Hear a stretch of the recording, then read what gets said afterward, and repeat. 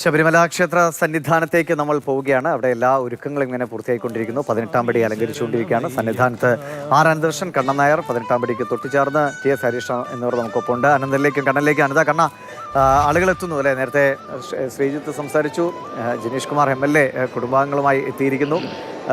കൂടുതൽ മറ്റ് രംഗത്തുള്ള പ്രമുഖരാരെങ്കിലും ഇന്ന് അവിടെ ഉണ്ടോ? എങ്ങനെ പോകുന്നു സന്നിധാനവും ശ്രീകോവിലും ഒക്കെ? ആ ഒരു തിരുവാഭരണത്തെ സ്വീകരിക്കാനുള്ള ഒരു കാത്തിരിപ്പിലാണ്.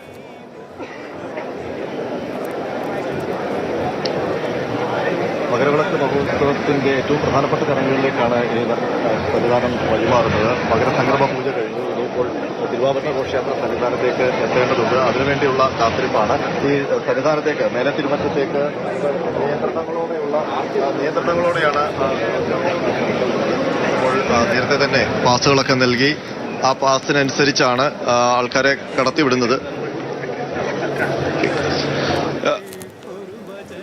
അഭൂതപൂർവമായിട്ടുള്ള ഒരു തിരക്ക് എന്ന് തന്നെ പറയാൻ സാധിക്കും ദിവിഷ്. വലിയ തിരക്ക് ഇവിടെ ഉണ്ടായിട്ടുണ്ട്. കാര്യം താഴെ തിരുമുറ്റത്തായാലും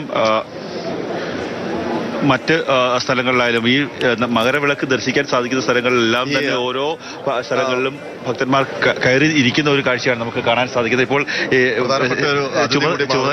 ചേരുന്നുണ്ട്. ഒരു PCR കാര്യം ശ്രദ്ധിക്കേണ്ടത്, നമ്മളെ പറയുന്ന കാര്യങ്ങൾ അരോചകമാണ് നമുക്ക് തന്നെ തിരിച്ചു കേൾക്കുന്നത്. അപ്പൊ അതൊന്നും മാറ്റണം. ഏതായാലും പ്രധാനപ്പെട്ട ഒരു അതിഥി കൂടി സന്നിധാനത്ത് നമുക്കൊപ്പം ചേരുന്നുണ്ട്. അരുണസ് നായർ ഈ സമയത്ത് തുടർച്ചയായിട്ട് എല്ലാ ദിവസവും ഇവിടെ ഉണ്ടായിരുന്ന ഒരാളാണ്. അഡ്മിനിസ്ട്രേഷൻ ചുമതലയെല്ലാം ഉണ്ടായിരുന്നു. ഒരു ആദ്യത്തെ അനുഭവമാണോ ഇങ്ങനൊരു? ഇല്ല, കഴിഞ്ഞ വർഷവും സീസണിൽ ADM ആയിട്ട് ഇവിടെ ഡ്യൂട്ടി ചെയ്യാനുള്ള അവസരം കിട്ടി. ഈ വർഷവും രണ്ടാമത്തെ തവണ ADM ആകാനുള്ള ഒരു അവസരം കിട്ടി. അതൊരു വ്യക്തിപരമായിട്ടൊരു ഭാഗ്യമായിട്ട് കണക്കാക്കുന്നു. അതോടൊപ്പം തന്നെ ഇവിടെ വരുന്ന ലക്ഷോപലക്ഷം ഭക്തർക്ക് അവർക്ക് സുരക്ഷിതമായിട്ടുള്ള ദർശനം ഏർപ്പെടുത്തുന്നതിന് വേണ്ടി വിവിധ വകുപ്പുകളെ ഏകോപിപ്പിക്കുക എന്നുള്ളൊരു ചുമതല നിർവഹിക്കാൻ സാധിച്ചതിലും ഒരുപാട് സന്തോഷമുണ്ട്. ഈ ശബരിമല സന്നിധാനത്ത് ഒരുപാട് ചടങ്ങുകളും ഒരുപാട് ആചാരങ്ങളും ഒക്കെ ഉണ്ട്. തങ്കയങ്കിക്കൊപ്പം പടികേറി വന്നത് ഒരു ചെറിയ വിവാദമൊക്കെ ആയി. സോഷ്യൽ മീഡിയയിലൊക്കെ വലുതായിട്ട് ചർച്ച ചെയ്യപ്പെട്ടു.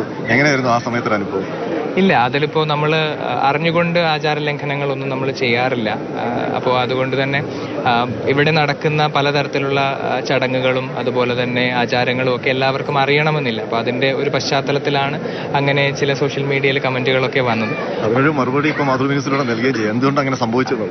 അല്ല, അത് സംഭവിക്കുക എന്നുള്ളത് എനിക്ക് തോന്നുന്നു ഭക്തർക്ക് എല്ലാവരും വിചാരിക്കുന്ന ഇരുമുടിക്കെട്ട് വെച്ച് മാത്രമേ 18-ാം പടി കയറൂ. പക്ഷേ പ്രത്യേക വിശേഷാൽ ദിവസങ്ങളിൽ നമുക്ക് തങ്കയങ്കി സ്വീകരിക്കുന്ന ദിവസങ്ങൾ, തിരുവാഭരണം സ്വീകരിക്കുന്ന ദിവസങ്ങൾ, അതുപോലെ തന്നെ പടിപൂജ നടക്കുന്ന സമയങ്ങൾ, ഈ സമയങ്ങളൊക്കെ തന്നെ നമുക്ക് ഇരുമുടിക്കെട്ടില്ലാതെ നമുക്ക് പടി കയറാനുള്ള ഒരു അവസരമുണ്ട്. അതൊരു സ്പെഷ്യൽ മുഹൂർത്തമാണ്. അതെനിക്ക് മാത്രമല്ല, ഇവിടെ ഉള്ള തിരഞ്ഞെടുക്കപ്പെട്ട ഉദ്യോഗസ്ഥർക്കെല്ലാം ഉണ്ട്. അതെനിക്ക് തോന്നുന്നു ഈ ഒരു സന്നിധിയിൽ ഭഗവാന്റെ മുന്നിൽ നമ്മൾ ചെയ്യുന്ന ആ ഒരു ഡ്യൂട്ടിക്ക് കിട്ടുന്ന ഒരു പ്രതിഫലമായിട്ടാണ് നമ്മൾ കണക്കാക്കുന്നത്. അപ്പോൾ അത് സന്തോഷപൂർവ്വം ഏറ്റുവാങ്ങുന്നു എന്നുള്ളതേ ഉള്ളൂ. അതിൽ പ്രത്യേകിച്ച് പ്രിവിലേജോ അങ്ങനത്തെ കാര്യങ്ങളോ ഒന്നുമില്ല. സന്തോഷത്തോടു കൂടി അതിൽ ഭാഗമാകുന്നു. അതായത് ഭക്തർ മനസ്സിലാക്കേണ്ടത്, അല്ലെങ്കിൽ സോഷ്യൽ മീഡിയ വഴി എന്തെങ്കിലും വിവാദങ്ങൾ ഉണ്ടാക്കാൻ ശ്രമിക്കുന്നവർ മനസ്സിലാക്കേണ്ടത്, ഇവിടെ തന്ത്രിയും മേൽശാന്തിയും ചേർന്ന് നിയോഗിക്കുന്ന ആൾക്കാർക്ക്, അതായത് തങ്കയങ്കി വരുന്ന സമയത്തായാലും തിരുവാഭരണ ഘോഷയാത്ര വരുന്ന സമയത്തും സ്വീകരിക്കാൻ വേണ്ടി ആൾക്കാരെ വിടും. അവർക്ക് ഇടിമുടിക്കെട്ടില്ലാതെ 18-ാം പടി ചവിട്ടാനുള്ള അവസരമുണ്ട്. ഇപ്പം കുടിമരച്ചുവട്ടിൽ അതിനുള്ള തയ്യാറെടുപ്പുകളാണ് നടക്കുന്നത്. ഇപ്പോൾ തിരുവാഭരണം സ്വീകരിക്കാൻ വേണ്ടി പോകേണ്ട നിയോഗിക്കപ്പെടുന്ന ആൾക്കാർ അവരുടെ ക്ഷേത്രത്തിൽ നിന്ന് അനുമതി വാങ്ങി പോകാനുള്ള നടപടികളാണ് നടക്കുന്നത്. അപ്പോൾ ഇന്നിപ്പോൾ തിരുവാഭരണം സ്വീകരിക്കാൻ പോകുന്നുണ്ടോ? അതെ, പോകുന്നുണ്ട്.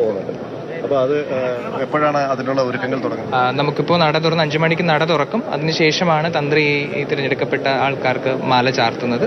അതിനുശേഷം അവർ ശരംകുത്തിയിലേക്ക് പോയി തിരുവാഭരണം സ്വീകരിച്ച് ആനയിച്ച് സന്നിധാനത്തേക്ക് കൊണ്ടെത്തിക്കുകയാണ് ചെയ്യുന്നത്. അപ്പോഴും തിരുവാഭരണത്തിന്റെ കൂടെ പടിചവിട്ടി മുകളിലേക്ക് വരുമല്ലോ? അതെ, തീർച്ചയായിട്ടും അതൊരു ഭാഗ്യമായിട്ട് തന്നെ കണക്കാക്കും. അത് തന്നെയാണ്. അതായത് ഒരു കാര്യം ശ്രദ്ധിക്കുക, ആ സമയത്തും ഇങ്ങനെ അതെ ഇരുമുടിയില്ലാതെ പടിചവിട്ടി മുകളിലേക്ക് കയറി വരും. ഏതായാലും ഒരു കാരണവശാലും ഈ സമൂഹ മാധ്യമങ്ങളിൽ ഇരുന്ന് വിവാദം ഉണ്ടാക്കുന്നവരോട് പറയാൻ സാധിക്കും, ഒരു ആചാരലംഘനം അദ്ദേഹം നടത്തിയിട്ടില്ല. അത് തന്ത്രിയുടെ ഒരു അനുഗ്രഹപ്രകാരം അല്ലെങ്കിൽ ദേവസ്വം ബോർഡിന്റെ നിർദ്ദേശപ്രകാരമാണെന്ന് ആ സമയത്ത് പോയത്. അതൊരു ആചാരം തന്നെയാണ്. ശബരിമല സന്നിധാനത്തിന്റെ സംഘാടകർക്ക് അങ്ങനെ പോകാനും പടി കയറാനും ഒക്കെയുള്ള അനുമതിയുണ്ട്.